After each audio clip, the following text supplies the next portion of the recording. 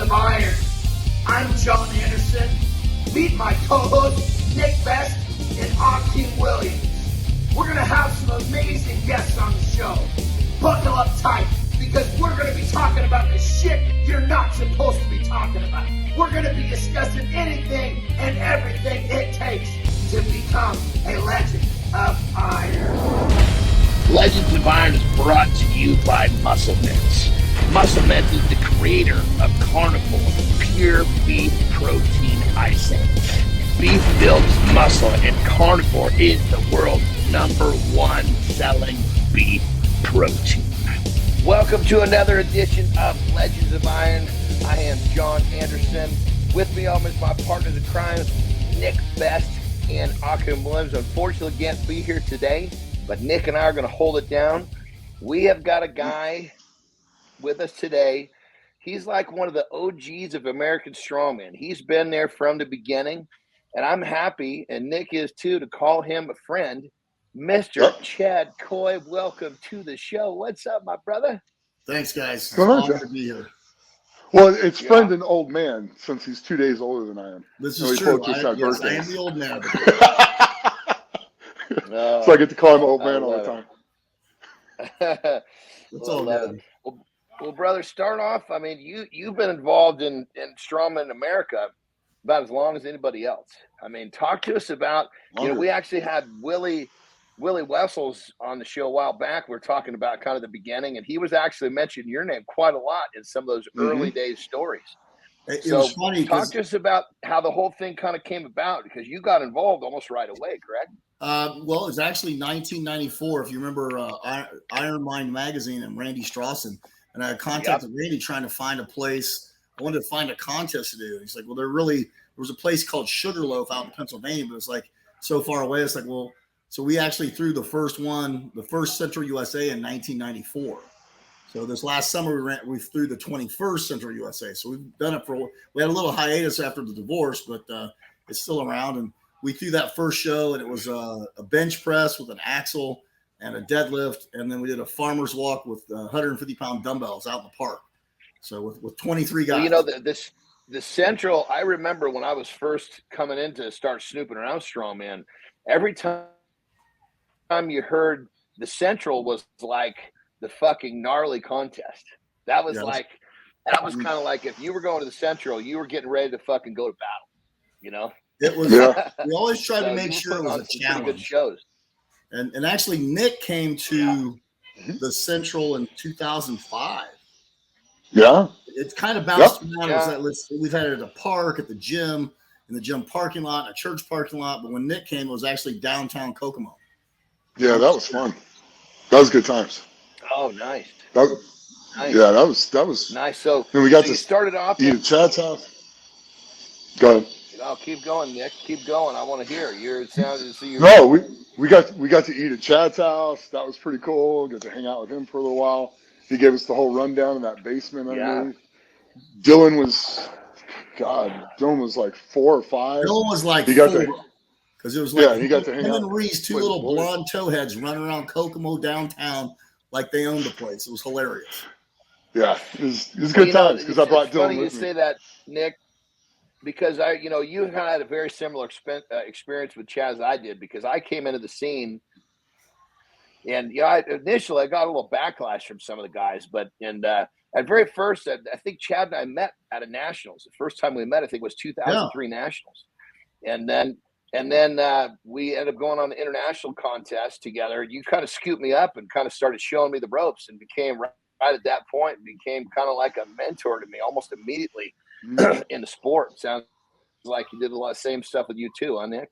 I think a lot of good athletes do that, because it's like, you know what, we want to see the sport succeed and grow. And it's like, I mean, I laugh because Jon and I did the 2003 North Americans. And we had done that international. We done nationals to the international show because we had gone down to St. Martin and did the All Nations. And then I got a call on Tuesday because Steve Carrot pulled out of the contest. So I had just trained the guys like, hey, can you come up? I'm like, fuck yeah, let's go. And I remember we were doing the show, and we did the first day and the second day, and John's looking like, where the fuck did you come from? He goes, you're in second place, like 1 point behind me. I said, yeah, we're getting ready to go to Collegeville. And I said, and I go, and we actually made a bet. Whoever won the Conan's wheel and won the show had to carry the other person's bags at the next contest. That's right. That's right. So if I would have won that day, I could have fucking retired. You were like 2 decades ago. He's like, you son of a bitch. He goes, you know, if you'd have just missed a step on a Conan's wheel, I could have won. I could have gracefully retired, and I would have been happy. You know, I said, well, but see, this just ensures that you get to keep coming around. I would have missed you if you were retired. So it was all for the and lo and behold, I'm still one of the dumbasses still doing this shit. It's okay. I'm right there with you. Birds of a feather flock together. I remember that was one of my first trips in a real cold environment. I remember not being prepared. I had basically a California jacket. I remember coming off that plane. You got off the plane in a fucking tank top, dude. It's 20 below zero. I did not. Nick, here's the truth. Here's the truth. I can see John didn't have a coat, so I gave him a bunch of warm-ups and shit. And I said, just don't even move because you'll tear them out. Then we went to Walmart and we bought this cheap-ass coat, which he was pissed off about. And then at the show, there was a Carhartt. We bought a Carhartt. He threw the other jacket in the trash, and I think he still has the Carhartt today. It's in a closet. Yeah, I wore that just the weekend of the contest. But that first one we bought me, that thing was so terrible. I couldn't bear to wear that. It was fucking terrible. It was. That was a fun show. That was a great nationals, and then we went to nationals, and we went to. Then we actually judged down at Strongman or Nationals down in North Carolina. That's where we started actually clicking. That's where because we didn't really talk much at the nationals because we didn't know each other yet. Then once we judged, that's where we clicked. We trained, and that's where everything kind of started coming together. In terms of you and I had a great friendship. Yeah, then we went to St. Martin. We had a blast down there. It's the only time I've ever seen John eat. And this is a true story. He might deny it, but it's the only ever time I've seen him eat desserts. And he literally went up and fucking was eating desserts at the bar. Like I thought he was. You're one of the few people that actually have witnessed a moment of weakness. Yeah. And that was, remember, guys, that was 2003. It's the only time I've ever seen him do it. You know, but he went, it was literally like a fat kid at a chocolate factory. Just going to town. And that's exactly what happens. Once you break that, it's like the floodgates come open and you can't be stopped at that point. It was literally impressive. Like, he didn't even bother going back to the table. He just stood at the fucking dessert bar, shoving shit in his mouth. And the staff is like, what do you do? What do you do? He's standing there, and as he sits there, he's eating. He just gets veinier. It's like the fucking. It was crazy. Oh, that's funny. So, brother, how many contests have you done? 119. This next one will be 120. Kidding me? That oh my is God. Insane. How many other Americans? Because obviously Europeans had a lot more access to contests than we did in the early days. What other Americans have had? You've got to have the most. No, Johnny Waseka. Johnny has a lot because he's done a lot of shows. He did a lot of amateur stuff. That's true. And then also Donovan Raskin out of Texas. Yes. Yeah, those guys probably both have me. It was funny because I remember talking to Sadrunas about. I was like, this is like this is 2017 in Belfast. I was like, this is like 112, and he's like, this is my 325 contest. Jesus fucking Christ! Holy shit! Yeah. Now that tells us why in those early days in American Strongman we were so far behind because those guys had so much access to content. Right. I mean, we would show up to those international shows, and we were just getting our asses handed to it. It wasn't until the mid 2000s that we started gaining a little steam. Well, you know? I remember I remember this vividly because I did the AFSA championships in Vegas in '98, and just being on the bus talking to guys like, God, we are dismally prepared. We got our asses handed to us. Then the next year, I remember we went out after the show, and I said when we were there, it's like, I pledged to you guys that if we stick with it, that we will win a World's Strongest Man in the next decade. And it was 99 and 2006. Pfister won one. Pfister, bam. Like, never making the finals to, our talent pool is so much deeper. Like you remember when we went to Canada, those guys had 3 guys who made the finals that year, and we were like I think it was Gogula was 6th. You were 8th. I was 9th, and we had Spybrook and then Ken Brown, and we had their best guys, and we cut through them pretty hard. And then it really changed. That's actually the first time America ever won the North Americans. And then the next couple of years, we really brought it on, and it made a huge difference. Yeah. Yeah. No, I remember that 2005 and 6 and some of those team contests where we were actually starting to get a lot of respect from the Eastern Bloc, because up to that point, we were just kind of like the pansy Americans, you know? Yeah. Do you remember Colt Martin when we were over there warming up on that log, and then Igor Padan and Vasil come walking in their Speedos and sandals and clean the did it fucking log and 3-man log. We did it just the 2 of them. We were shitting our fucking pants. Yeah, they just right on us. So it was pretty Speedos and thongs. And keep in mind, we were against the Ukrainians in the first round. So we watched them do that. And we're just sitting there going, oh boy. Well, luckily they kicked our ass, but they won the whole thing. So it was wasn't such a. I think then we really pissed them off on that van hold, because we did bend the rules a little bit. And then I took a victory lap with the American flag and kind of rubbed it in their faces, which was probably a mistake, because then they just beat the shit out of us the rest of the day. Oh, jeez. Well, brother, talk to us about the beginning, because you actually started off in football. So you had the competitive juices all the way from the beginning. Yeah? Talk to us a little bit about that. You know, I played semi-pro football after college, and just got into powerlifting, and I competed drug-free. So that when football started, it was always in July. So I could never do ADFPA, which is now called USAPL. Could never do ADFPA nationals. USPF nationals and APF nationals were always in July. So I was already starting football. So I'd always either do AAU or NASA or WNPF, any place that did a drug test, I could do the show. But I would train the off season, but then we had sandbags and farmers walks. And we just did that shit as finishers. And then when we saw strongman, it's we started doing strongman. So 94, 95, 96, 97. And 97 was the first year that Americans had a heat at Worlds. So then the next year they were saying they had the AFSA American Championships in Vegas, which was supposed to be the qualifier for Worlds. So Doug R., if you remember Doug was 6'8", 450 pounds, was my training partner. So I'd never beaten him. He's beaten me in every contest we've ever done. So we go out to Vegas, and then we both make the finals. And I guess that was when I turned pro, or whatever you call it. And after that, it was I looked for every show I could do just to gain experience. Once I got a sponsor I got a sponsor that paid me $20,000 to travel. So every show I could do, I went and did. It didn't matter where it was at.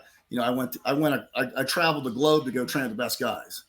I went to Finland in 2000 and I was supposedly going to train with Ahola, but ended up not training with him, did a contest and trained with Sven Carlson, and got to be pretty good friends with Sven. And, from then it was just, where could I go do a show and learn? So it was I just wanted to learn and become a student of the game, because I knew I was never going to outsize anybody. I had to make up for it in athletic events. Now when you were also when you're 6'5", one of your ass kicked by a guy who's 6'5" in athletic. Well, you were also one of the few at the highest level who was completely drug free. Which is in let's just call it strength athletics. Any athletics enhancements are just part of what people do to get to be the best. And you're one of those. You existed at the best, just doing it the good old fashioned way. And I look at it like this. I don't look down anybody how they chose to do it. I wanted to do that for myself. And if anyone else, people ask me, do you regret it? I'm like, I'm still in the game. I think a lot of that had to do with the fact that I built a lot of natural strength, and I'm still doing it. Yeah. I want to do it for the long haul. I want to be an example. I train kids. Yeah. And again, not that I really give a shit what anyone does. It's they're whatever they want to do.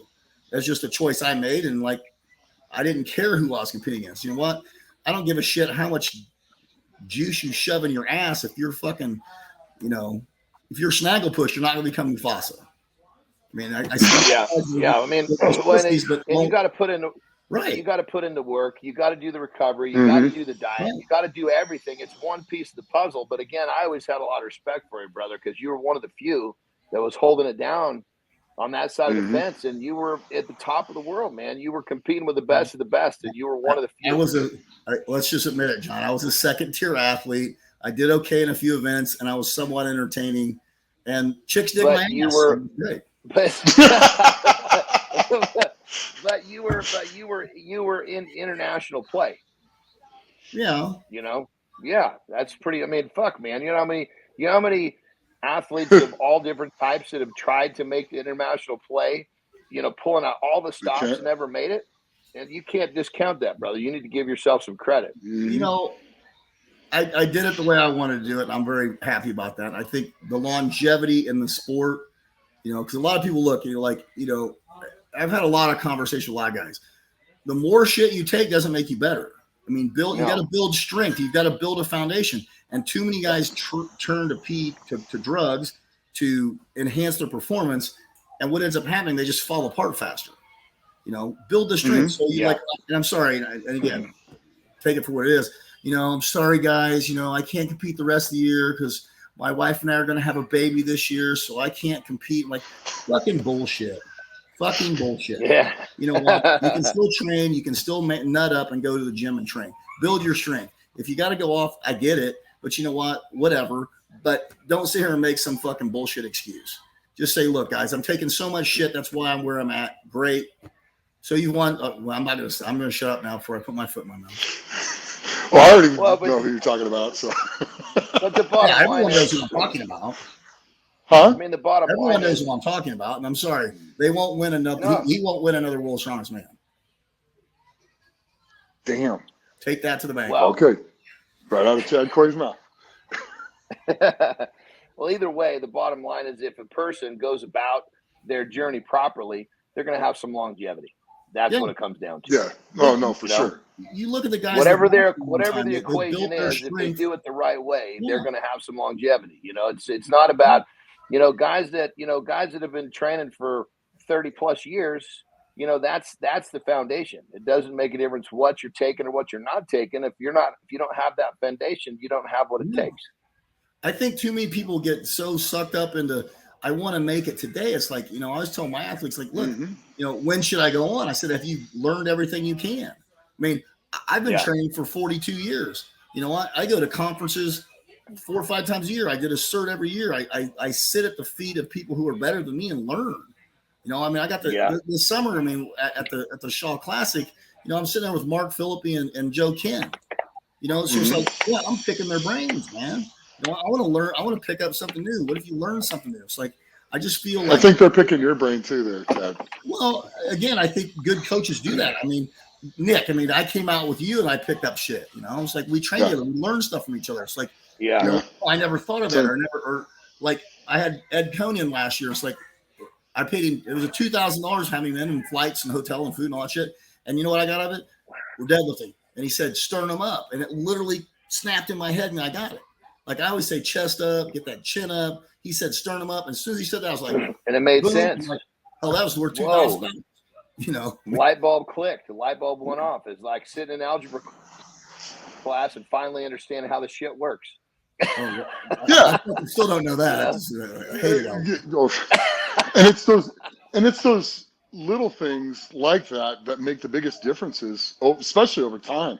Yeah. Because you fix something like that, and then you can train that way longer and longer and longer, and the strength just keeps developing and progressing.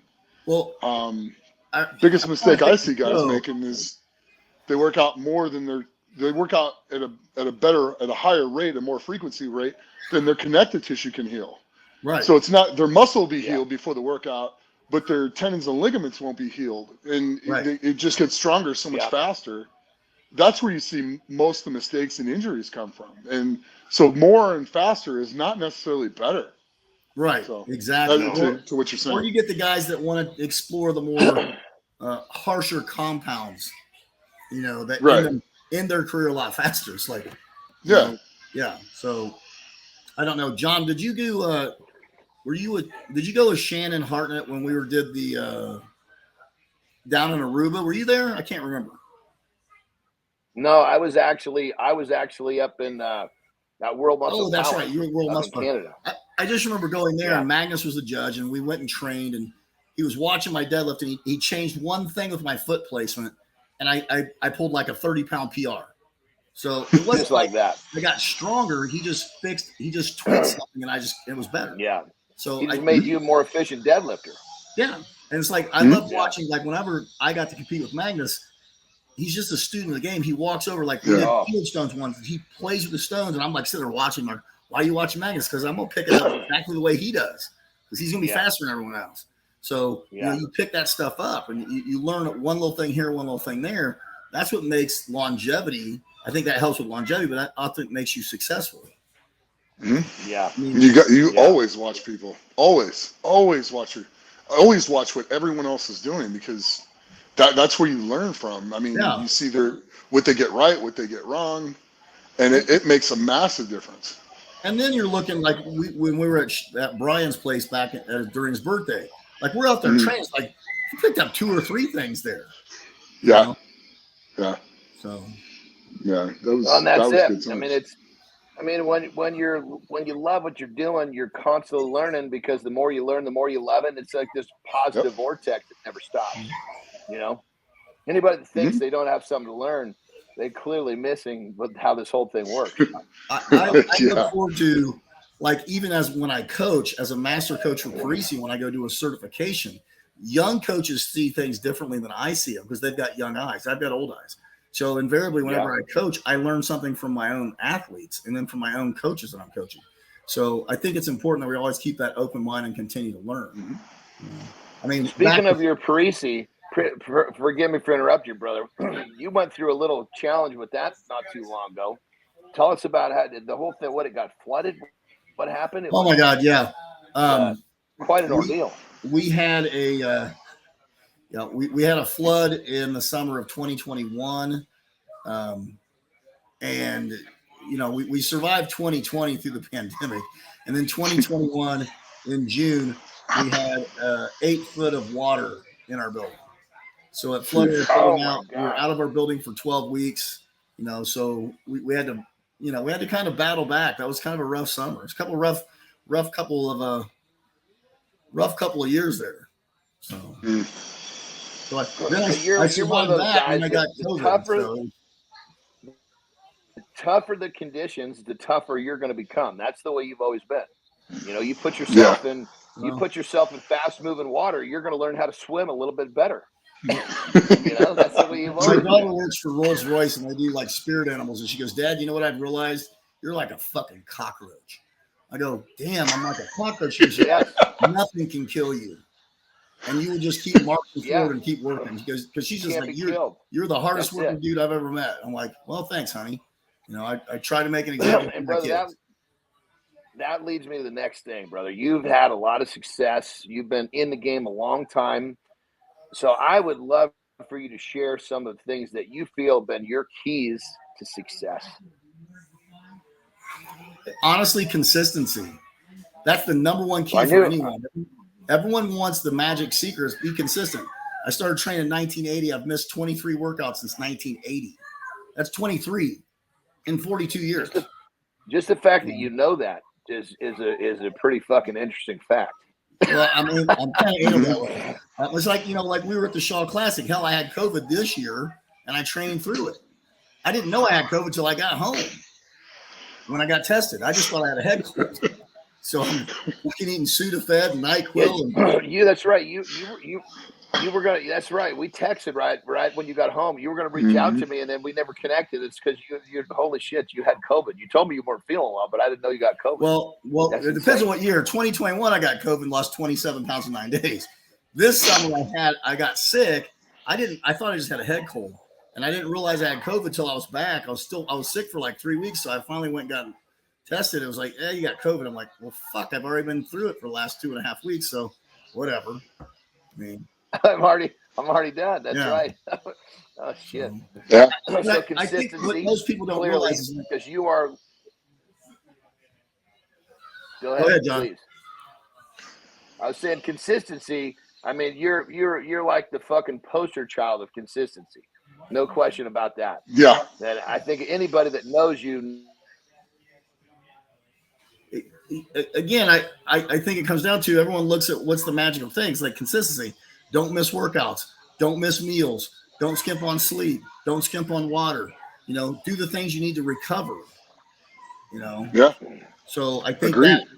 that's the key to long-term success in whatever you do. I mean, honestly, guys, I mean, strongman it's just something I do because I can't play football anymore and my golf game sucks. So fuck, I'm halfway decent at this and I still enjoy it. So I keep doing it. You know, injuries and niggles and little bullshit in my body. It's like you just deal with it. I mean, Nick, you know that shit. You know? Yeah, I know. I mean, Yeah. we're 54 years old. We're still in a game that we're fucking old, man. I mean, I know. I know. I mean, when you throw in Mark Felix, that's like fucking 165 years of aged men. Yeah, it's like 169 or something, but yeah, it's up there pretty good. Yeah. So yeah, and it's and you're right. I mean, I had my dropping the bar on my chest 4 weeks ago, and I'm still going to OSG here to compete against you right. in a few days. You tore your fucking lat off, dude. You tore your lat off, and a year later, you're back on the fucking platform getting shit done. I mean, honestly, that was one of the most inspiring things I've ever seen. Because I'm like, I don't know if I tore my lat off, I'd do that again. So I'm like, wow, am I that fucking dumb? Or I don't know. Now, again, I probably would, but whatever. But you know, just watching you go out there and get that done is awesome. Thanks. I'm just glad I had you there. What he said. When he was telling me he tore his lat, he goes, I could put my arm all the way over my head. Like you've never been able to do that in his life before. Yeah. Good arm, torn lat arm. Massive difference. Sometimes you gotta look at the positives. Yeah, and that's one of the positives. Arm goes real straight now. Guess which arm I'm doing the dumbbell with? I think the cool thing that you kind of said is like, you know, when you guys came up, you know, I think it's important that you help people. So wherever it's funny because my guys were going to OSG. I've got like 4 athletes, and they're like, their number one thing was like this. Okay, when you get there, you can't coach anybody else. And I'm like, I'm kind of looking at them like, and they're like, well, we know coaching is in your blood, so that's what you'll do anyways. Like I remember in 2001, I was like, Sadrunas was throwing kegs shitty, and you know there was only like 5 of us left in this keg toss in Hawaii. So I went over and I'm like, hey, dude, if you did this, you'll get it over. And then he ends up winning the event. And Carl Gillingham's looking at this. The fuck are you telling that for? I'm like, you need some help. You know, big deal. You should just cost $500. I'm like, well, okay. Maybe. Well, brother, when we've been competing head to head, you even who coach me when we're battling out to win an event, and you're still coaching me. I mean, you're just a straight up good sportsman. You know. Yeah. You know what? I think the thing is, like, if I'm going to win, I want to beat you at your best. I think that's what it's always about. Yeah. I mean, I think in a lot of the wins that I've had, which haven't been many, you know, but I look back like in 2013 in Belfast, and it's like Mike Saunders and I we're 1 point, like we literally hundredths of a second on the stone load. We go to the power stairs. We're 1 point. Whoever wins this event wins the contest. And you know what? He won. And you know what? I just remember just grabbing him and hugging him, and I was so fucking happy for him. Now, at the same point, I wanted to win, but he won. I think you and I did the same thing in Canada. Actually, I think I knocked you down in Canada because, like, you won the contest. I just tackled your ass. You know. Well, you know, you won the running over, and I was like, I think I just fucking won, but he's running over here. Maybe I didn't win. Maybe he won. I was like, dude, I was happy. You were excited for me when I was sitting there going, he's so fucking excited. Maybe I didn't go far enough after all. I had little snippet in my brain, man. You went that much farther, and that's all it took. Well, I was thinking to myself, fuck, maybe I put it down a few inches too soon because he's coming out. He's running at me like a deer right now. He's coming fast. No. You know, I think it's like, you know, even this weekend, I want to see everyone do their best day. If you win okay, I'll just say this. Like, I love Grant Higa. and we did Strongman Corp Masters Nationals like a year ago, and he was a better athlete. He should have won the contest, but he dropped the farmer's walk and the wheelbarrow because there was 2 grip events.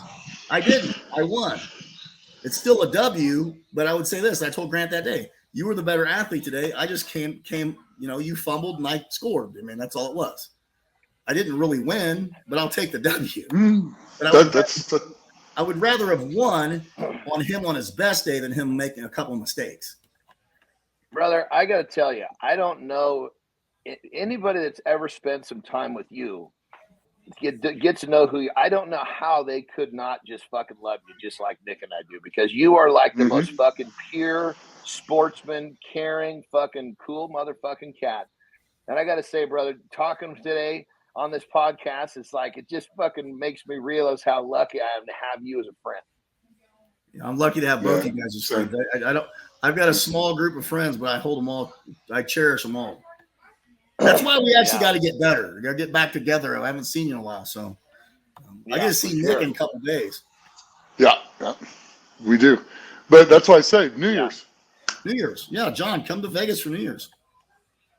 Yeah, I'm not that far away. Well, fuck, I promise I won't make you drink vodka like I did Nick.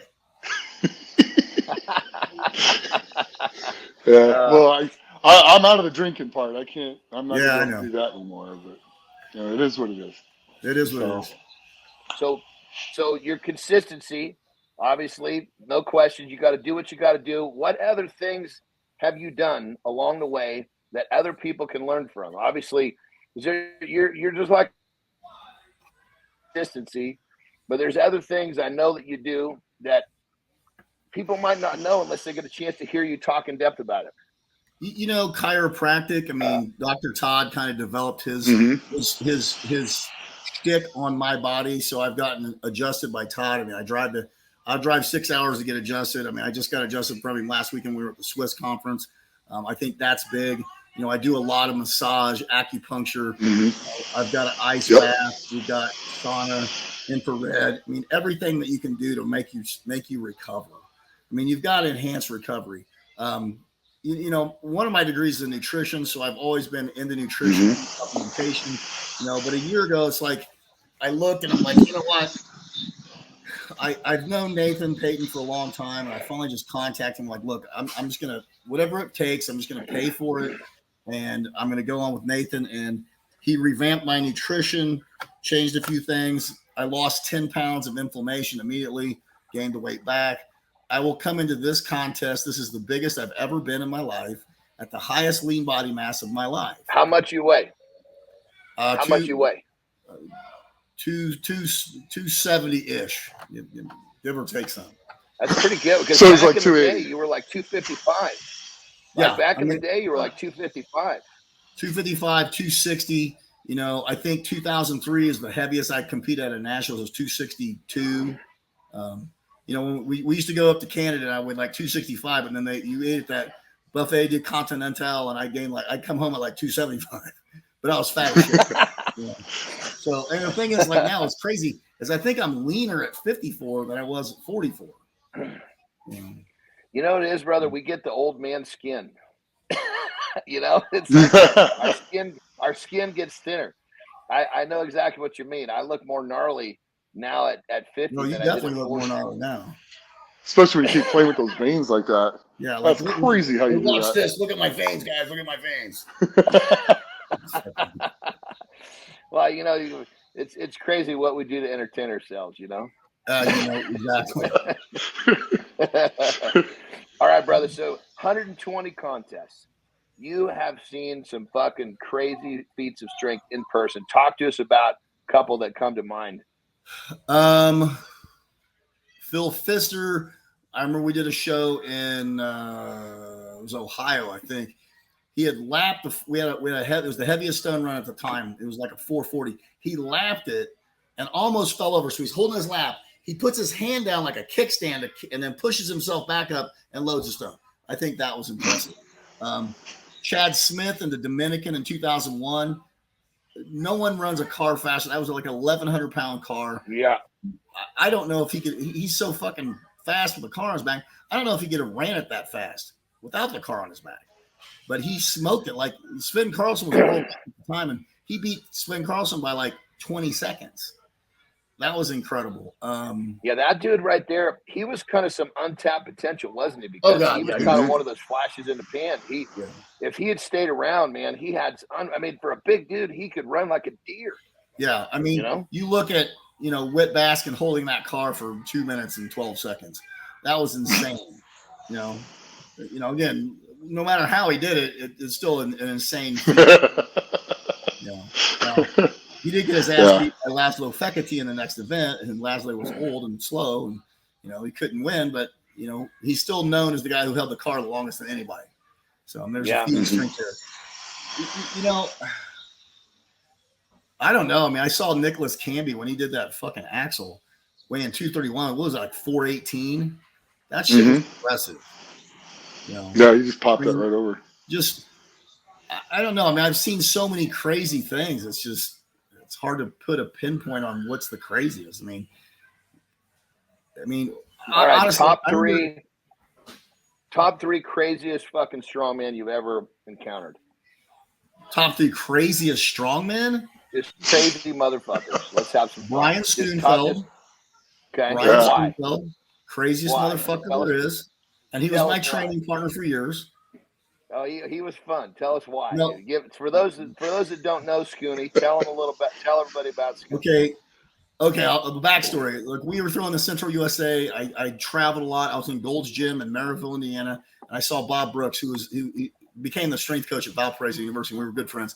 I go, hey man, we're doing this strongman contest. You got anybody who can do it? Yeah, look at this crazy fuck. Here's Schoenfeld over behind neck pressing like 275 for like 5 reps, weighing like 240.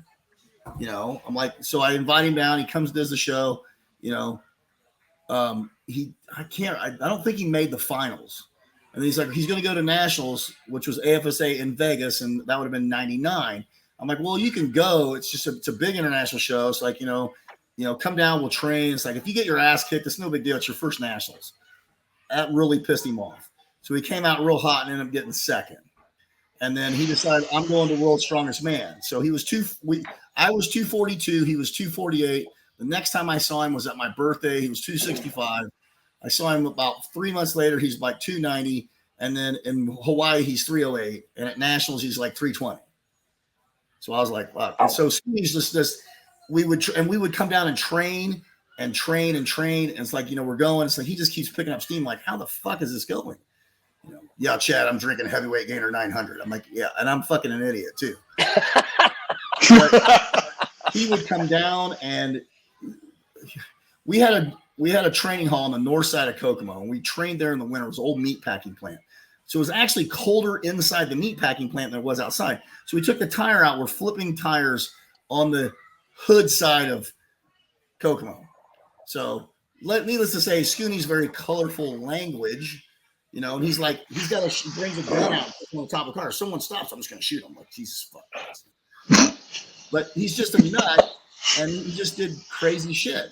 And I just remember we were in Azalea, and we went out drinking. It was like Mark Philippi, Magnus from Magnuson, the Gillinghams. We're out there drinking. And Scooney and I, like, I can drink. I drank a lot. And that's probably the best. I can vouch for that. My best event is drinking. I'm very good at that event. I've never lost at that event. You win. Yes, I win at that event. You win. To drink a liter of vodka is not that big a deal. I don't know. For you. But we went home that night. It took us 4 hours to walk 2 blocks because he was just a crying hot fucking mess. Love the guy. He's like, I should have. He asked Brian Neese, our other training partner, to go to Worlds with him. He asked me, I fucking got on the plane and went. Like, you can bet your ass I'd have been there. I'm a mean ass, Nick. I'm a good bag bitch, aren't I? You are. You're phenomenal. A gym bag. I can put strips on your ass crack. I do whatever you got. Yep. Put your socks on. Lidocaine patches. Yep. Yeah. Good with that. Yep. But he didn't. So he cried about it, and like we just laughed. And he's taking him off too. He's just probably the nuttiest fucker I've ever met in my life. All right, who's number 2? I think he's probably 1, 2, and 3. He's just that. All right, who's 4? And who's 4?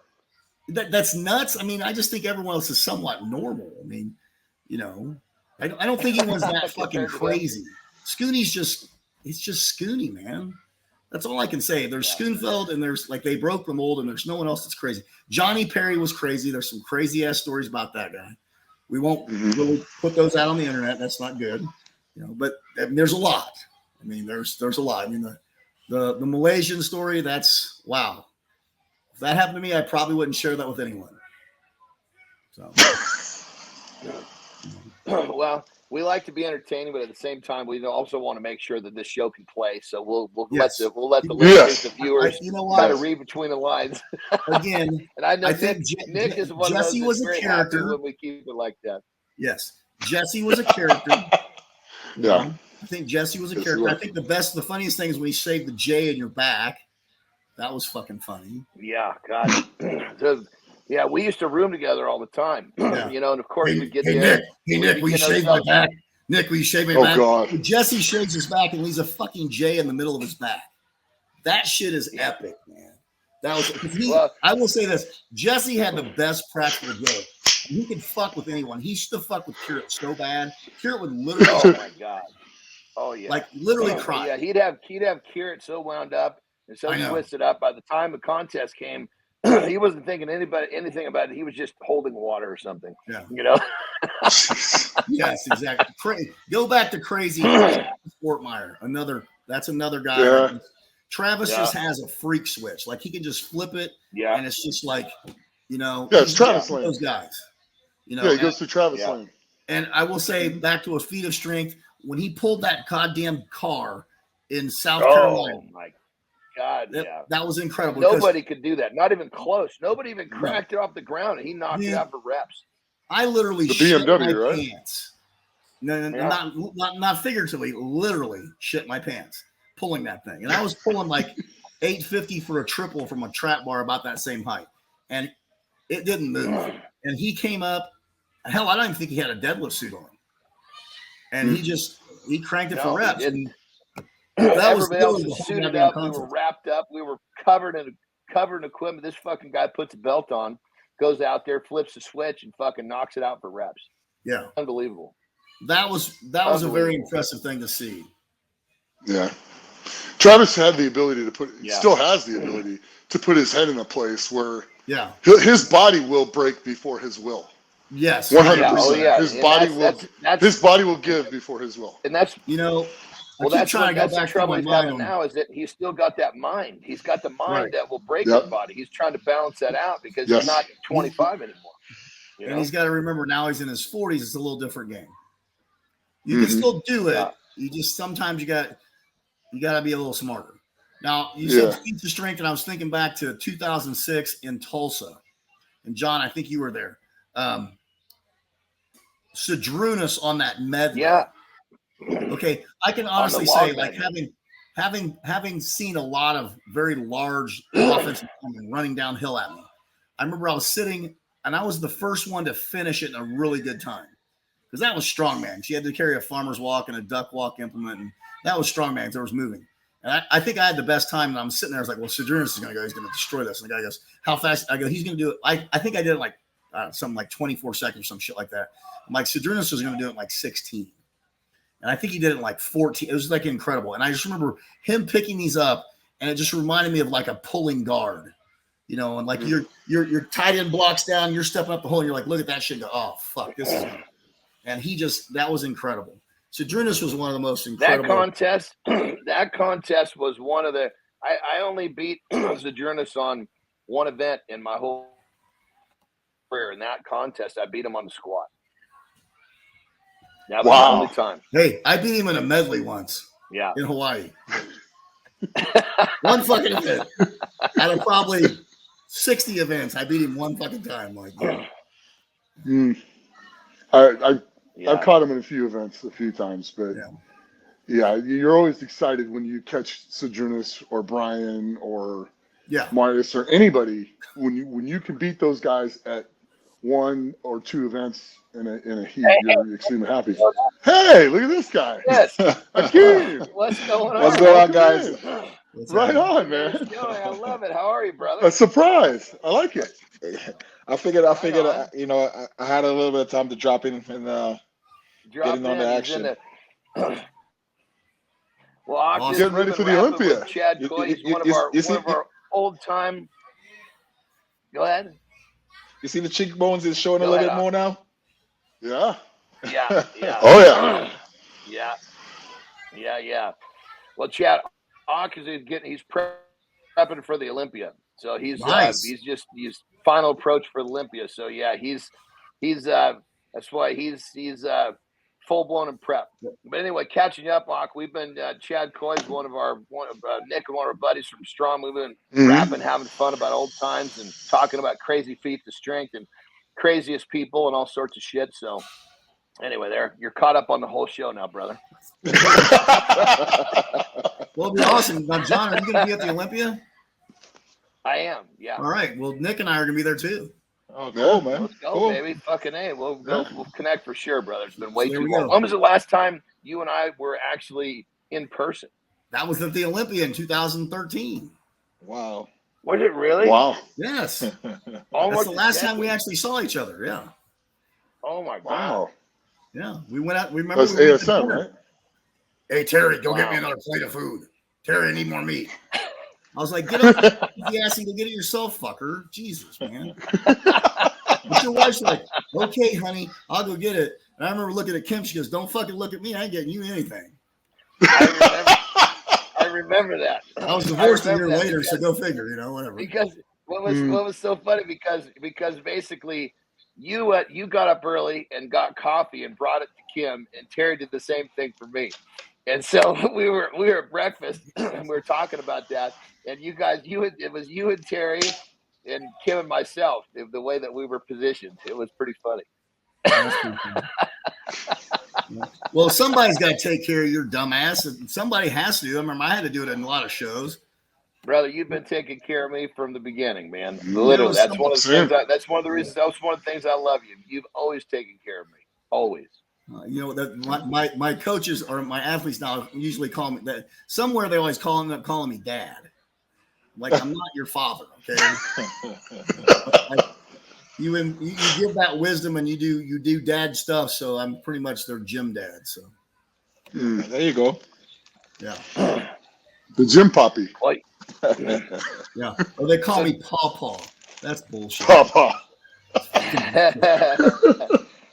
So, Chad, I can see that. 120 contests you've done. Isn't that crazy? Aki's competed in strongman 120 times. Isn't that insane? Wow, that's definitely crazy. What was your favorite one, brother? Favorite one?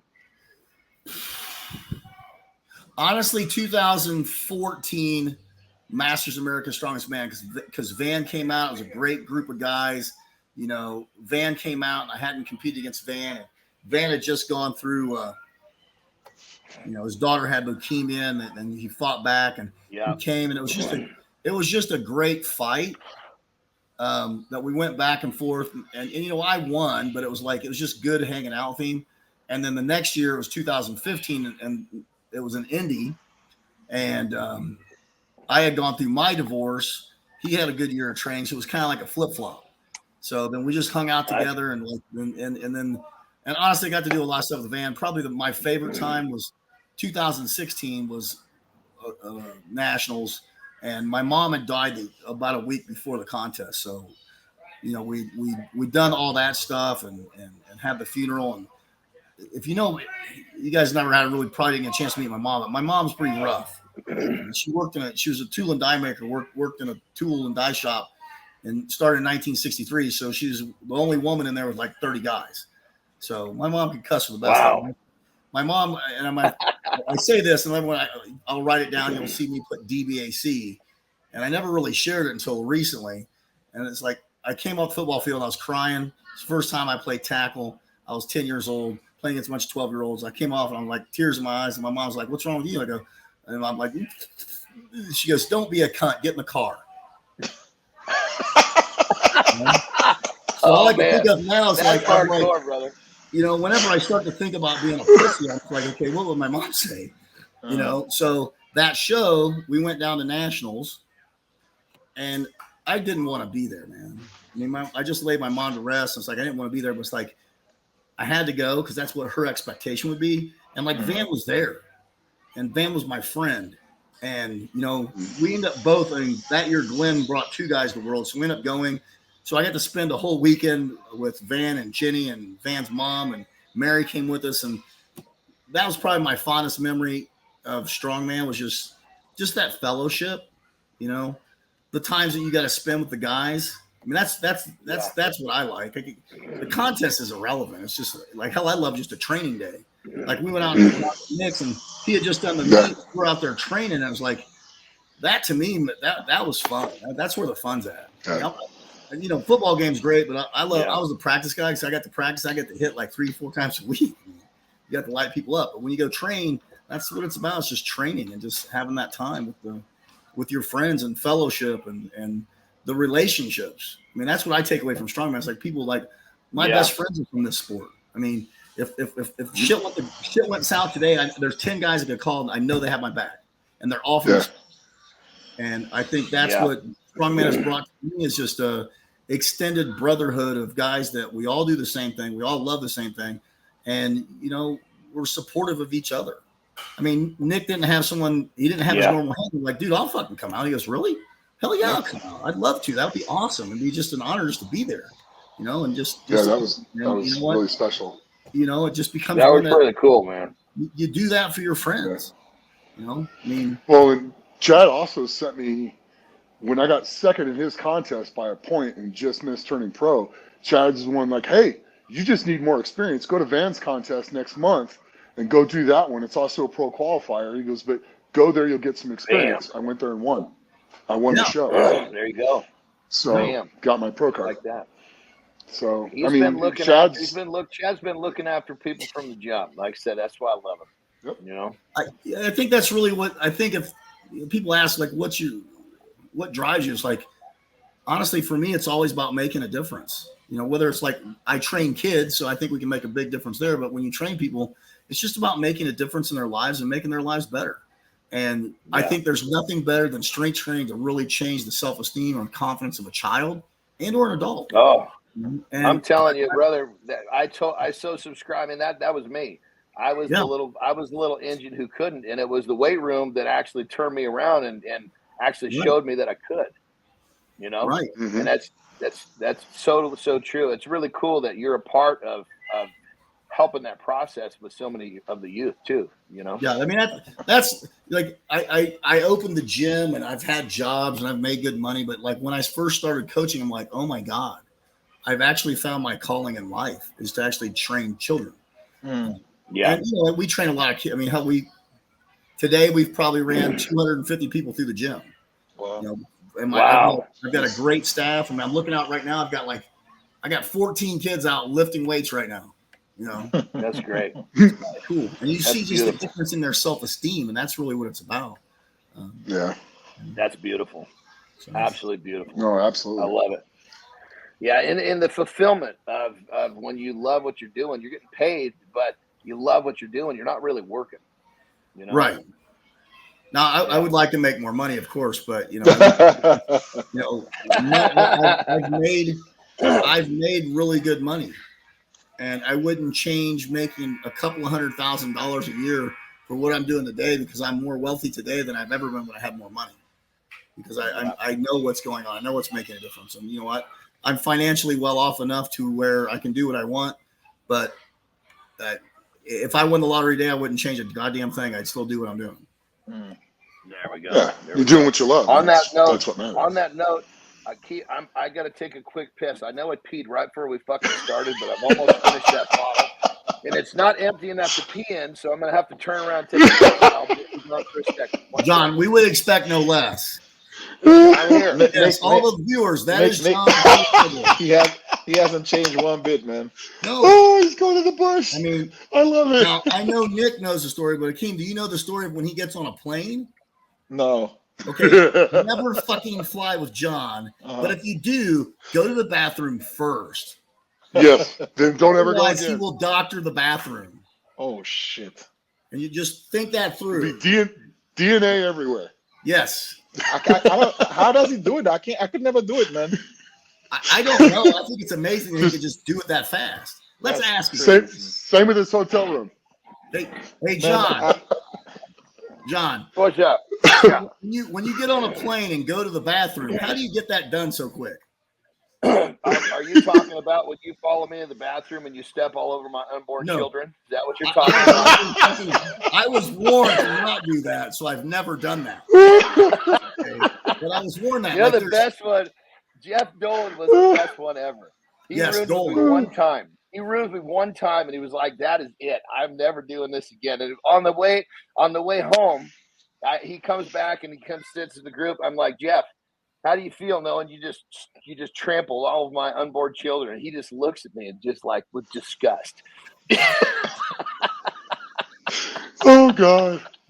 Yeah, there's a lot of stories. I guess it's just, fuck. Well, I guess when it comes down, just like anything, you want to pull that 800 pounds, you get it done. You want something, you find a way to get it done. I'm just amazed that you got that much concentration. I don't know if I could do that when I was 15. You're in there, and it wasn't like it was from what I was told, because I was on that plane. From what I was told, it's like 3 minutes from in and out. I mean, that's impressive. There's something about the airplane. I'm telling you, I have always the worst stories there, best and worst. I was coming home from a flight on Japan, and I'd taken a sleeping pill. I woke up just about to piss in my pants, so I go back to the bathroom, and there's a fucking line. And I'm like, oh my God. I'm like sitting there dancing, and all of a sudden I feel it start dribbling. I'm like, Christ. So I reached in my pants, and I grabbed and I squeezed the end, like fucking clamped down on my fucking fireman's cap, right? And it's like two people in front of me. I finally get in there, and I realize, Jesus Christ, anyway, long and short of it, I take a piss. I get home, and I clamped down that thing so hard, it was no longer purple. It was black. I was like, oh, Jesus Christ. Wow. There you go, fans. There you go. I mean, there's the difference. I don't think you're supposed to squeeze that hard, John. You bruised it, buddy. You bruised it. Well, I was still coming out, man. There was pressure in there. It was coming. That sleeping pill was a doozy. I'm surprised that I didn't piss in my pants sleeping in the plane, But something about the airplane, it's like just not designed. I'm designed to be in a place where I can get to a toilet easy. I'm used to this rhythm in life, and an airplane breaks that up. John, when you fly, it was 53 minutes between urinations. I know, I get it. When you fly, what seat do you usually get, John? I usually like to get the window or the aisle. Okay. Right? Yeah. But I mean, I don't think when it comes down to it, I mean, shit, I don't think it really makes a difference where I'm in the plane. I'm going to have some sort of. I mean, if you like access to the bathroom, you better start getting the aisle all the time. Aisle and back by the bathroom. Exactly. You don't have to ask anybody to move or anything like that. You just get up and go. Well, in that scenario, basically, it wasn't the getting out part of it. The fact that we had spent a few hours in the lounge getting fucked. Oh. Now the truth comes out. So what happened to the first class bathroom? You couldn't just go up there? What's that? What happened to the first class bathroom? First class bathroom. At that point, I was just sitting there. I was in line waiting, and I was squeezing. That's all I could think about. I'm talking squeezing. So there was a whole other bathroom, and you didn't even think about that, huh? I wasn't. I literally, and the poor lady coming out front just about knocked her ass down trying to get in there. But anyway, this shows this for a fucking bottle. This show is about my man Chad, not about. I guess this whole thing came because we were flying together. Nah, this whole thing came because you actually turned around pissed. Yeah, we got to watch that. That was pretty entertaining. I wanted to You were right on camera. I don't know if we've actually ever flown together. I just heard the stories. Like if you fly with Andersen, just go to the bathroom before he does. That's pretty much what I was told. Yeah. Well, pretty safe.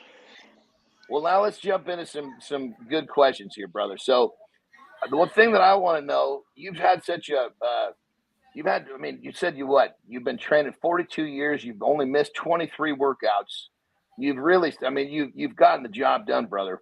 if you could go back in time and talk to yourself, if you could give yourself one piece of advice, remember the movie Back to the Future? You get in that fucking DeLorean, you can program in the day and all that shit. You go back, but you can only talk to yourself. You give yourself one piece of advice. How far back do you go? How old are you? What are you doing? And what do you tell your young self? I'm 12, and I tell myself to find a competent coach to teach me how to do it right, because I was self-taught for probably the first 8 years, before I got a competent coach.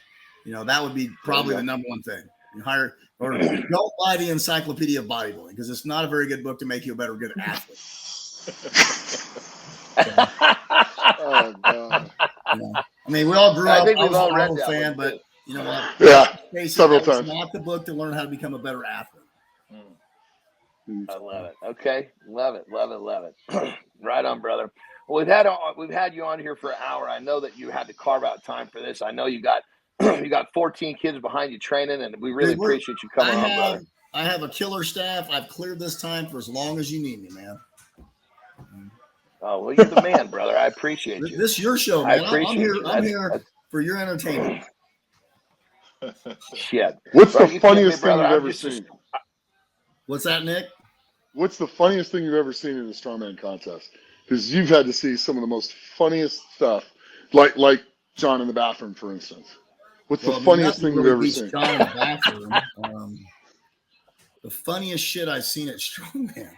Dude, that's one you probably should have asked me yesterday. Then I got time to think about it. You put me on the spot. I've seen so much shit that it's like, I'll have to think on that, Nick. That's probably one I have to really put some thought into. I got something better for you. I know you work with a lot of kids and stuff like that. Mm-hmm. What's the craziest thing a kid ever asked you? There we go. Wow. That's another one I have to think of. There's so many different ones. Because I know you probably heard it all. You know what? I'm just thinking the most.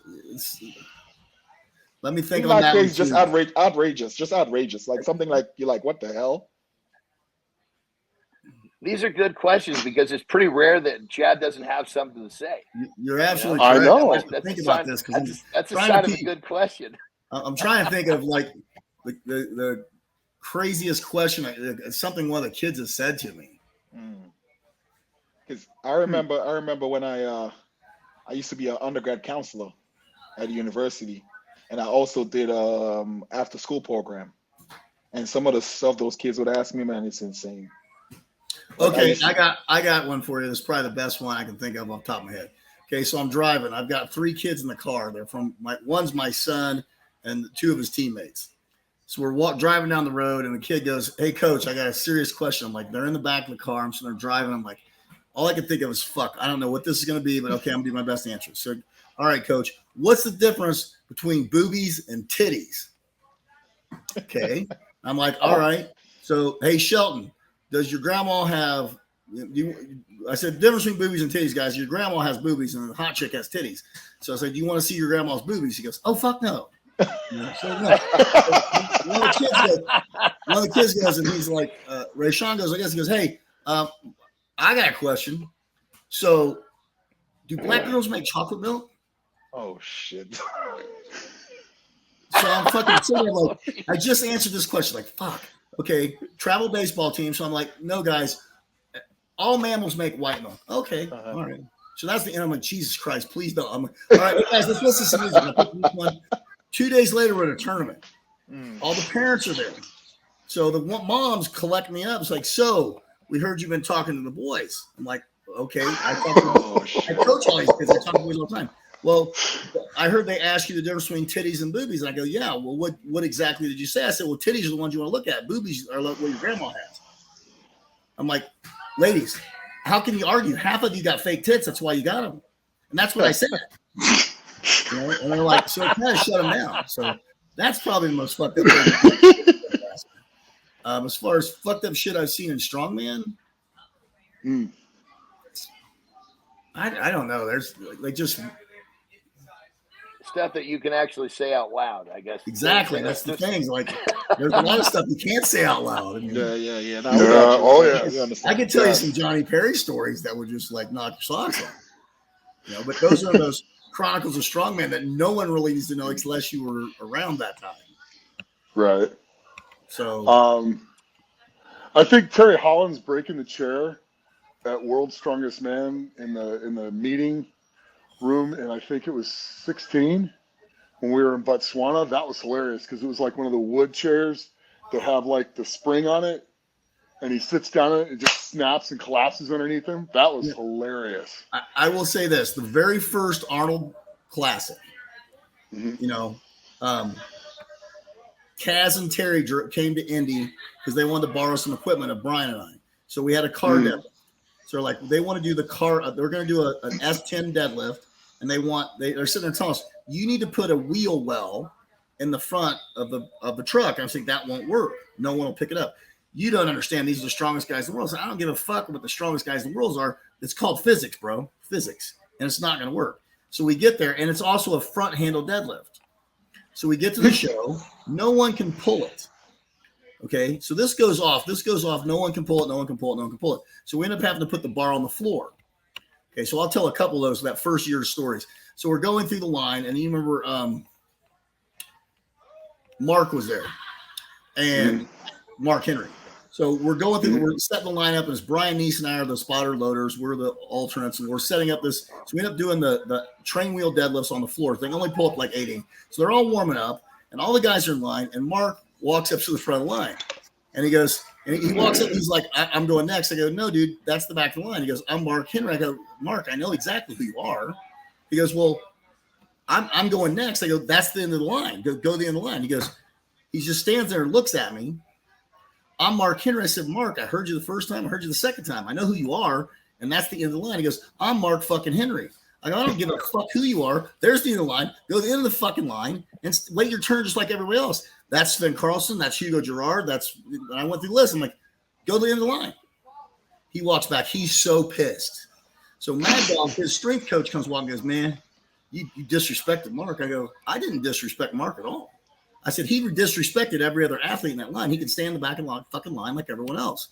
He goes, he don't see it that way. I don't give a shit how he sees it. And so he's like, and I said, maybe think he should like, what did he do? He's disrespectful to all these other guys. I said, and he's in the back of the line now.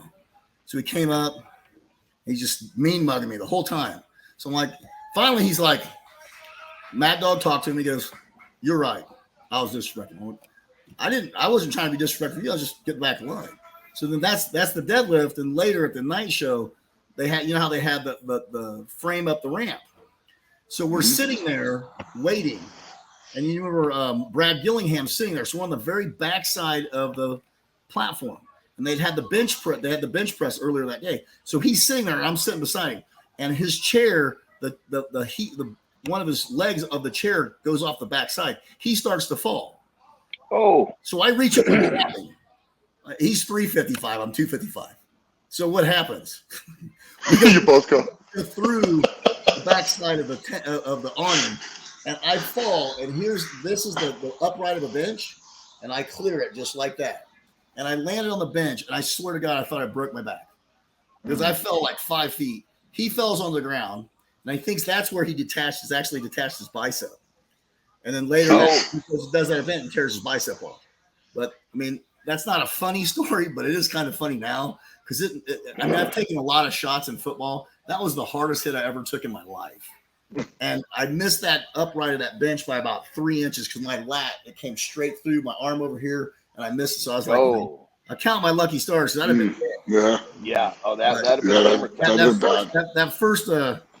that first Arnold's was a trip, and then I was a spotter loader the second year. It was, it was just some really cool memories, out there and being able to help.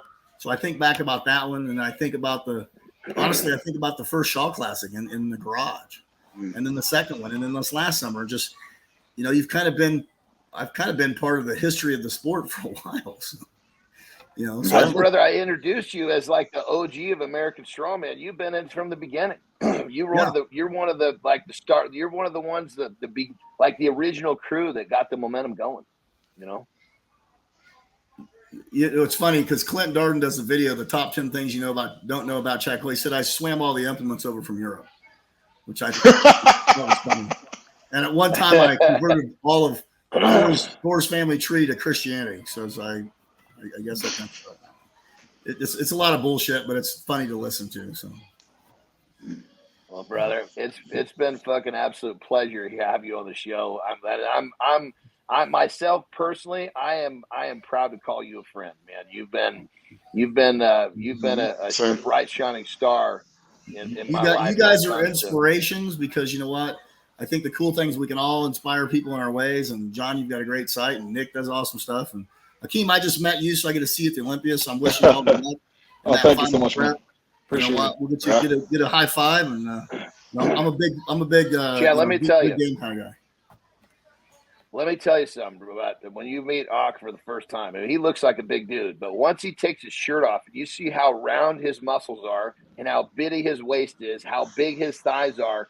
You almost have to take a double take and think, is this for real? Am I looking at a human being? Is that man right there? Yeah. That man Generally, right when there. I look at you, that's what I think. So if you're saying that about him, I guarantee. And bro, let me tell you, I am totally fine with saying Ak makes me look like a little fucking bitch. Ak is a nasty looking motherfucker in a very good way. So it's awesome. pretty crazy. I'm really excited to see him on the Olympia stage, man. We've actually competed on the same stage. We've competed together. Yeah. And I remember, everybody's in the locker room and starts dropping fucking trousers, and I'm looking at this guy going, Jesus Christ, this is not fair, He's so big. He's so big and he's so round. It just doesn't make sense. It's like you're kind of rubbing your eyes, like when you look at your first time when you're trying to focus in the morning, like, okay, am I really looking at what I'm looking at? Well, that's him in the human form. I appreciate it. I appreciate it. Kind of like me standing next to Brian Shaw.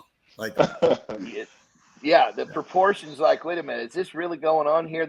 Something does not lining up. But yeah, he's a cool cat, and I can't wait to watch him compete. And so just be ready when you meet him. I can't wait, man. Yeah, really cool. I can't wait. We're counting the days down. Yeah, but it's going to be fun to see you out there. But we really want to thank you for coming on the show. But before we let you go, my brother, you have had such – I mean, Nick and I are sitting here talking about how you touched our lives. And we're just two of hundreds, if not thousands, if not 10,000s of people that you've touched. And now you're basically – that's going to sound really weird. Now you're touching the kids. That's what I was going to say, but that's kind of funny. Creepy, but I get it. Oh my God. You're actually making a difference in the kids' lives also. So that's what I'm saying is you've made a difference in so many people's lives. You're a great competitor. You're a great person. When it's all said and done, what is it that you want Chad Coy to be remembered for? That I cared and I made a difference. I mean, I think that's the only thing that really matters. I mean, who gives a shit how much money you make or whatever? It's like, you know what? If you knew you had I think Brian had it in one of his things. Who's going to be in your foxhole? Who do you want in your foxhole? Who do you want in your backs? Yeah. Like, I mean, I'd like to look at that. Like my friends, like, there's one dude I know I can count on, and that's me. Yeah. And I think it's just if I can, at the end of the day, if I know I can make a difference in people's lives and I know that they can count on me, that's the only thing that really truly matters.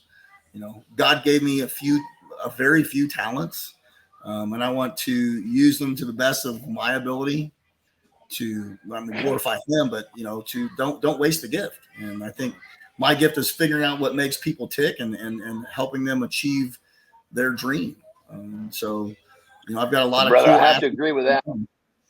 I got to agree with that, man, because you've touched and helped and inspired a whole lot of people, brother. And I myself and personally can testify I am one of them. So I appreciate you very much, and thank you for coming on the show. Before we wrap this up, Ak and Nick, do you guys have anything for Chad before we wrap this baby up? No, I mean, like I said, I came on late.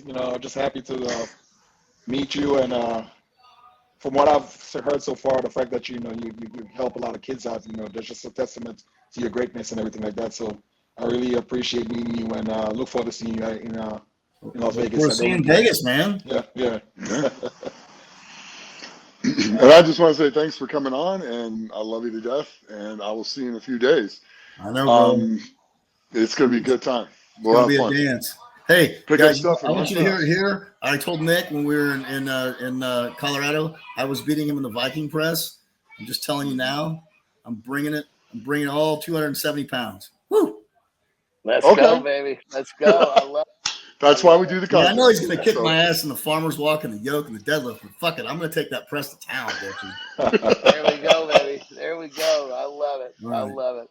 Hey. No, it'll be good. It'll be fun. Everyone. All right. Thanks, guys. There's another edition of Legends of Iron. I'll tell you, if our man Chad Coy does not show you that just being a fucking downright hard-working, consistent, caring person is not the way to go, and change lives or change your own life and change who can demonstrate it any better.